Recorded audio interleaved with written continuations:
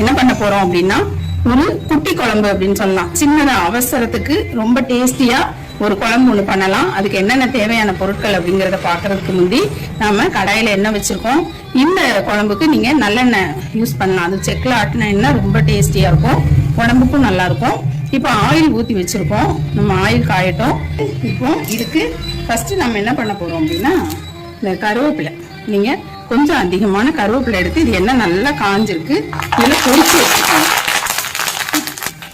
இந்த ஆயில் நல்லா காஞ்சிருக்கு. இதுல இந்த கருவேப்பிலை நல்லா பொரியணும். அதாவது நீங்க நொறுக்குனா நொறுங்குற அளவுக்கு இது நல்லா பொரியணும். கருவேப்பிலையை நல்லா பொரிச்சு எடுத்துக்கோங்க. ஒரு கைப்பிடி அளவு கூட நீங்க கருவேப்பிலை போடுங்க. ஆனா கருவேப்பிலை ஸ்மெல்லே இதுல தெரியாம நல்லா இருக்கும். இது நல்லா பொரியட்டும். பொரிஞ்சோன்னா நம்ம எடுத்துடலாம். இது நல்லா பொரிஞ்சிருக்கு. இப்போ கிளீனாவே இருக்கு பாத்தீங்களா? இது நம்ம எடுத்துக்கலாம். கருவேப்பிலைய நல்லா பொரிச்சு நம்ம எடுத்துட்டோம். இது கொஞ்ச நேரம் ஆறட்டும். ஆறினோடனே இதை நல்லா நொறுக்கி எடுத்துக்கலாம். கையில நீங்க நொறுக்குனாலே நல்லா நொறுங்கிடும். அதுக்கப்புறம் இது ஆறட்டும். அதுக்குள்ளே நம்ம என்ன பண்றது அப்படிங்கறத பாத்திரலாமா? இதுக்கு நம்ம ஒரு பெரிய ஸ்பூன் அளவுக்கு சாம்பார் பொடி சேர்த்துருக்கோம். சாம்பார் பொடி அல்லது குழம்பு மிளகாத்தூள் நீங்க சேர்த்துக்கோங்க. இதுக்கு தேவையான அளவு, அதாவது சால்ட் சேர்த்துக்கலாம். இது நல்லா ஃப்ரை ஆகட்டும். இது நல்லா ஃப்ரை ஆகிருக்கும்.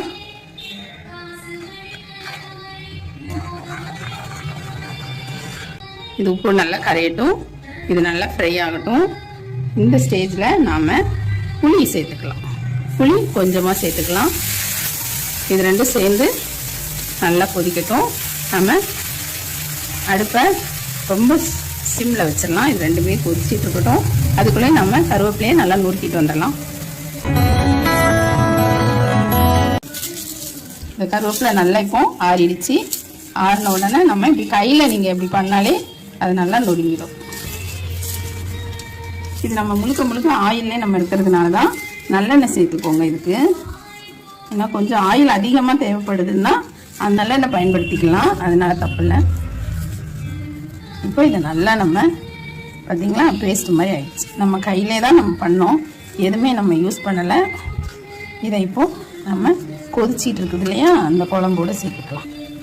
இப்போ நம்ம இதை இந்த கருவேப்பிலையை இந்த குழம்போடு சேர்த்துக்கலாம். கையிலலாம் ஒட்டியிருக்கோம், அது எல்லாத்தையுமே இதில் போட்டுருங்க.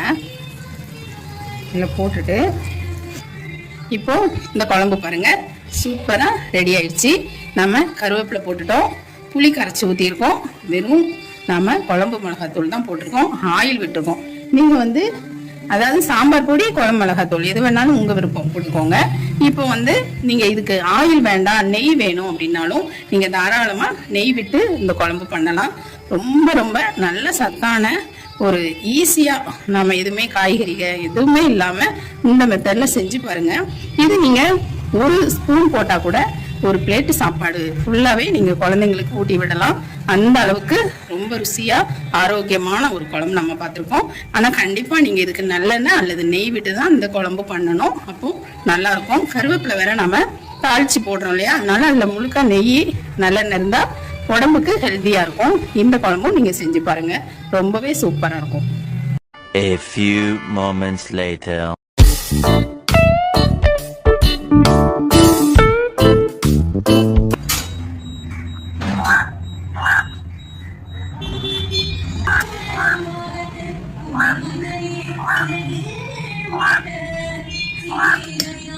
குழம்பு சாதம் எல்லாமே சூடா இருக்கு, அதனால ஸ்பூன்ல நான் நிறவி காமிக்கிறேன் உங்களுக்கு.